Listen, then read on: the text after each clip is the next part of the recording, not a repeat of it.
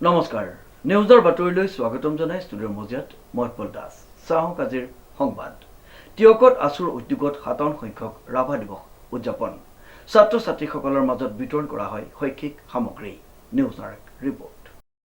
সদৌ অসম ছাত্ৰ সন্থা যোৰহাট জিলা সমিতিৰ টিয়কৰ উদ্যোগত ঘোঁৰাচৰা নপমোৱা বৰাগাঁও প্ৰাথমিক বিদ্যালয়ৰ সহযোগত বিদ্যালয়ৰ প্ৰাংগণত ৰাভা দিৱস উদযাপন কৰে পুৱাই বিদ্যালয়ত উপস্থিত হৈ আছুৰ সদস্যসকলে কলাগুৰু ৰাভাৰ প্ৰতিচ্ছবিত পুষ্পাঞ্জলি অৰ্পণ কৰে লগতে সৈনিক শিল্পীৰ আদৰ্শৰে আগবাঢ়ি যোৱা সংকল্প গ্ৰহণ কৰিলে সকলোৱে ইপিনে উক্ত বিদ্যালয়খনৰ ছাত্ৰ ছাত্ৰীসকলক আছুৱে বিতৰণ কৰে শৈক্ষিক সামগ্ৰী এই কাৰ্যসূচীৰ প্ৰাক্ষণত আৰু আজি এটি শুভ দিন আজি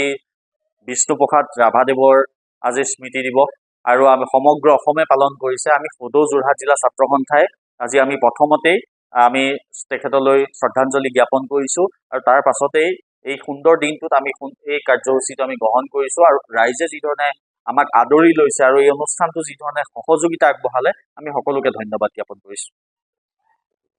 সদৌ যোৰহাট জিলা ছাত্ৰ সন্থা আৰু চেলি ফাউণ্ডেশ্যনে যোৱা বৰ্ষৰ পৰা আমি এটি কাৰ্যসূচী আৰম্ভ কৰিছিলোঁ কাৰ্যসূচীটোৰ নাম হৈছে উৎসাহ আৰু এই উৎসাহ প্ৰকল্পৰ জৰিয়তে আজি 18 নম্বৰ কাৰ্যসূচীত আমি উপস্থিত হৈছোঁহি নপমোৱা বৰাগাঁও প্ৰাথমিক বিদ্যালয় আৰু এই প্ৰাথমিক বিদ্যালয়ত উপস্থিত হৈ আমি ছাত্ৰ ছাত্ৰীসকলৰ শৈক্ষিক উত্তৰণ কামনা কৰি তেওঁলোকলৈ এটিকৈ আমি স্কুল বেগ প্ৰদান কৰিছোঁ আৰু আমি চেলি ফাউণ্ডেশ্যন আৰু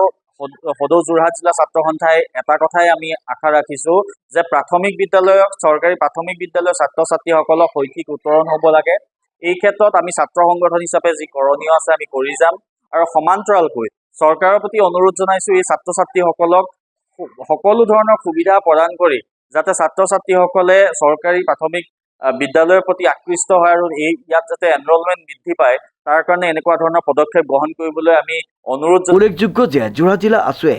বেচৰকাৰী সংস্থা চেলিৰ ফাউণ্ডেশ্যনৰ সহযোগত জিলাখনৰ চৰকাৰী তথা গ্ৰাম্য অঞ্চলৰ প্ৰাথমিক বিদ্যালয়সমূহৰ প্ৰতি শনিবাৰে শৈক্ষিক সামগ্ৰী বিতৰণৰ এক যোগাত্মক পদক্ষেপ গ্ৰহণ কৰি ইতিমধ্যে 17খন বিদ্যালয়ৰ 1200গৰাকী ছাত্ৰ ছাত্ৰীক সামৰি লৈ 18 নম্বৰখন বিদ্যালয়ত উপস্থিত হৈ বিশেষ সংকল্প উৎসাহ কাৰ্যসূচী ৰূপায়ণ কৰে বিশেষকৈ এই পদক্ষেপে গ্ৰাম্য অঞ্চলৰ ছাত্ৰ ছাত্ৰীসকলক